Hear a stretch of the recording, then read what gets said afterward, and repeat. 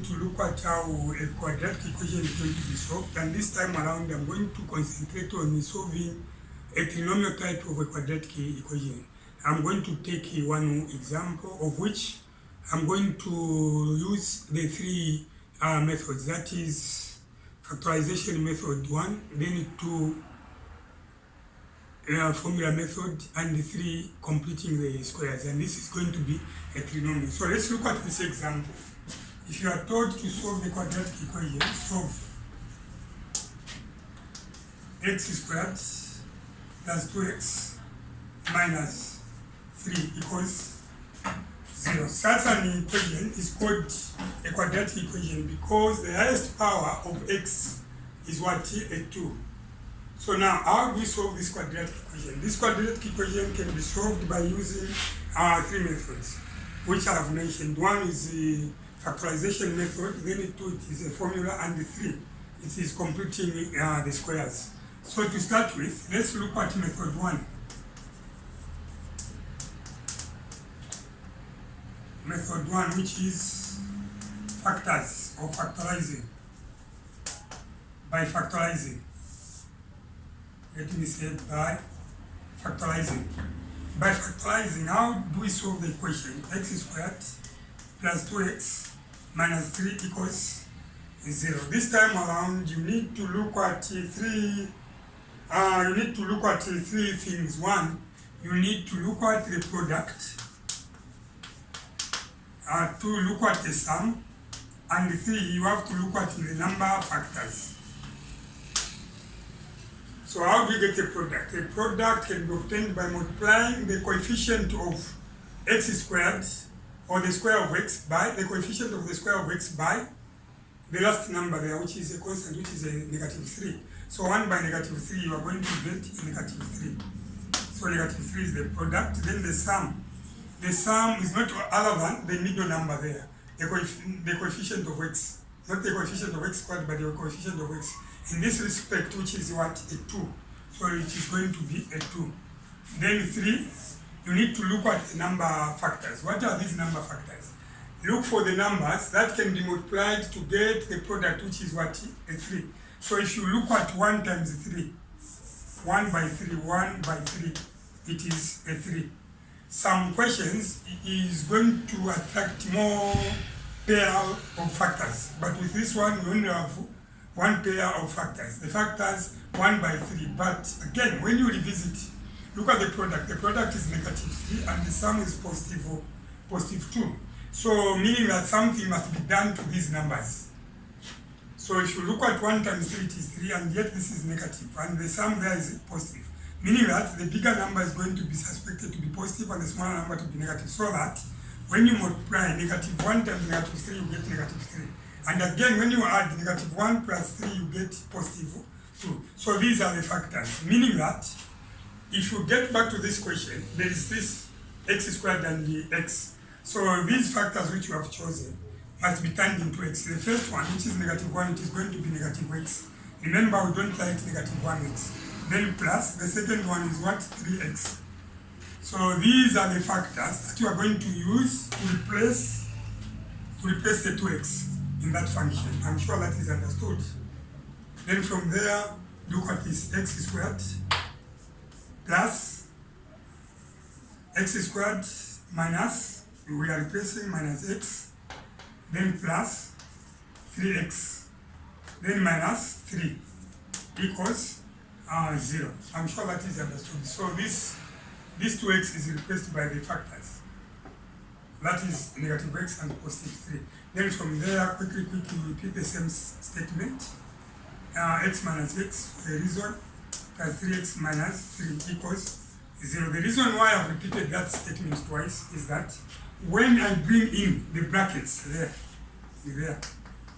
these two are going to be different statements. This one is without brackets, but there, this one is showing some brackets. Then from there, what you need to do is you factor the first part, or you factorize the first part. What is common is x, and then we have another x times x, this is x squared, minus x into x, it is 1. Then plus, out there it is 3. Then here 3 into positive 3x, you get x. Then positive 3 into negative 3, it is negative. Remember, positive and negative, whether you multiply or divide, you get negative. So positive and negative is negative. Then 3 into 3 is 1. Then this is equals what? 0. From there, you need to create open and close bracket, again open, close bracket, equals 0. And this, we call it as what? Zero product property. With a zero product property in mathematics, when you multiply two numbers and you get a product that is going to be 0, then it means that the factors that you have multiplied, either the first one is equals to 0, the second one is equals to 0. Because of that, or in this respect, let's look at those which are inside the brackets. We have x minus 1 and x minus 1. So consider x minus 1 in the first two brackets. And those which are outside, this is x plus 3 in the second bracket, x plus 3.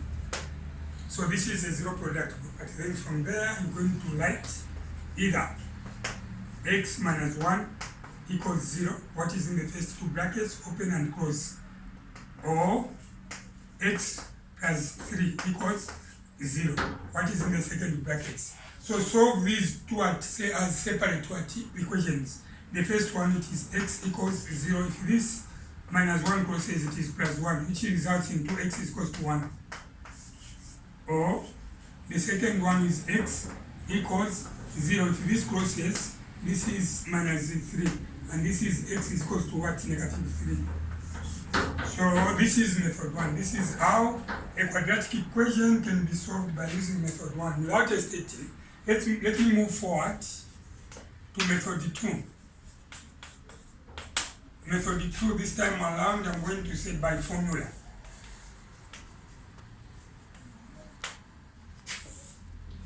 With a formula, what you need to do is to look at the equation x squared plus 2x minus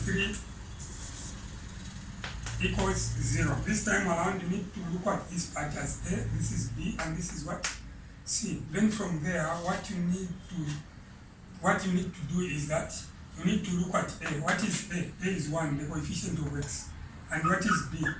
B is equals to 2, the coefficient of x. Here it is the coefficient of x squared, which is 1, and coefficient of x is 2, whereas a c is just a constant number, which is a negative 3. Then after you've done that, what you are going to do is to show the formula, because the formula means in this respect a2. So this 2, which we are going to use to solve that, is a formula not other than negative b, positive or negative, b squared minus 4ac over 2a. So from there, this is x equals, a negative is part of the formula. What is b? B is positive 2, so this is 2. So if the 2 merge, this negative and b, still this is going to be a negative 2. At some point you find that this b is going to be negative. Then the two negatives are going to be multiplied so that you get a positive. So square root.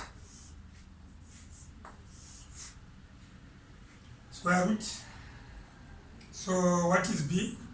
B is a 2, so this is 2 squared minus 4 times, what is a? A still remains to be a 1, so in that position 4ac, it means 4 times a times c.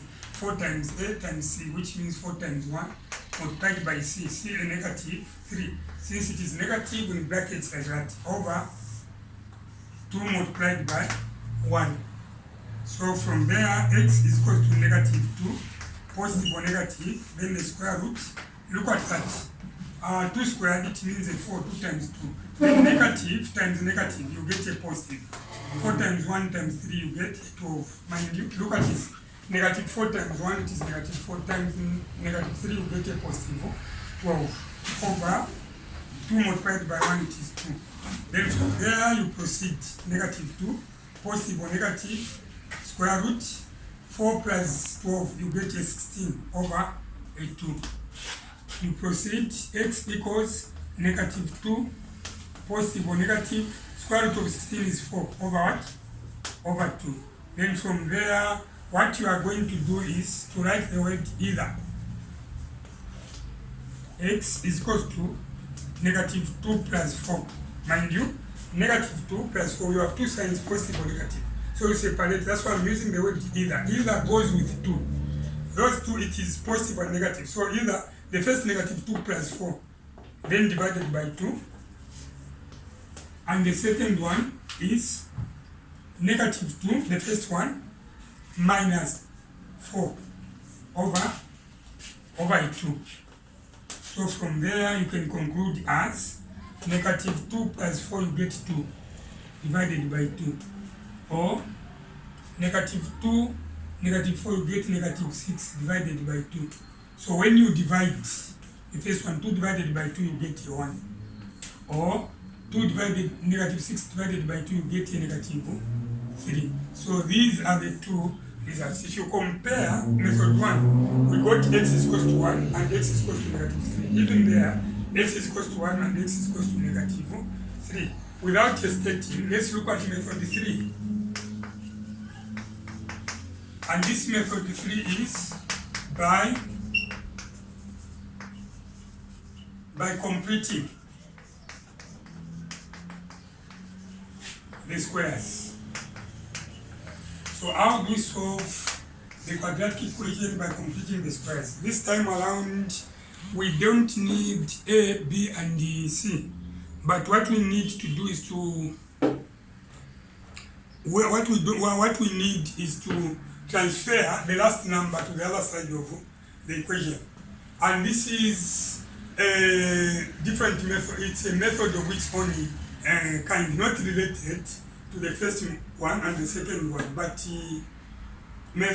somehow this second method and the third method, if explained to you properly, they are somehow related. But we are going to look into that not now, but later.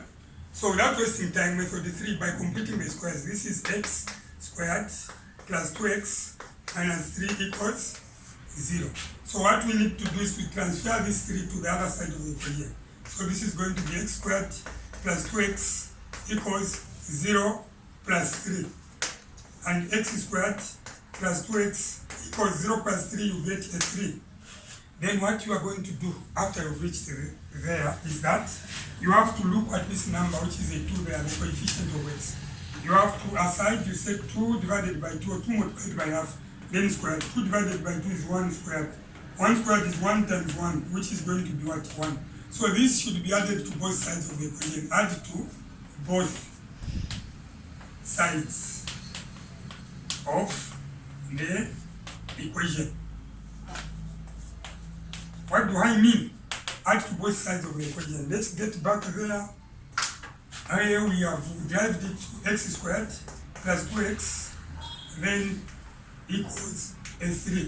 I'm saying add this one you have obtained by dividing a 2 into the coefficient of x.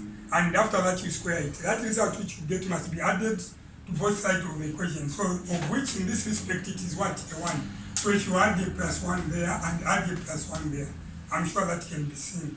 Then from there, this is x squared plus 2x, then plus 1 equals 3 plus 1, you get a 4. 3 plus 1, you get a 4. So from there, what are you going to do? Look at this. X squared, okay? 3 plus 1, you get a 4. Create the brackets, open and close, then a square equals a 4. So the way it is, you look at the first entry, which is x squared, and the last entry, which is a 1. Find the square root of x. Square root of x squared is what? Just x. And square root of 1 is 1. Then plus, like that. Square root of x squared, like that. Let me explain that concept. Suppose you are told to find the square root of 100. Square root of 100 is 10. At some point, this 100 can be written as 10 to the power 2. Square root of 10 to the power 2, you cancel that and that, still get 10. Similarly,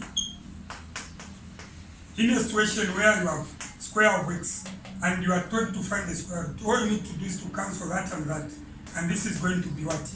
X. I'm sure that is understood. So this is what I've done. I've looked at the square root of this and the square root of that. Square root of x squared, this is x, and square root of 1, it is 1. I'm sure that is C, in brackets and squared, of which if you can expand that, you get back to that. Then from there, this is x plus 1 squared equals 4. So to transfer this power 2 to the other side of the equation, you have to bring the square root this side and the square root to that side, which means they are positive or negative. So this power 2 and the square there, the power 2 and the square root to go. So this is x plus 1 equals positive or negative. Square root of 4 is what? 2. So if this negative 1 crosses the equal sign to come there, it is going to be negative. Remember, whichever number crosses the equal sign, the sign changes.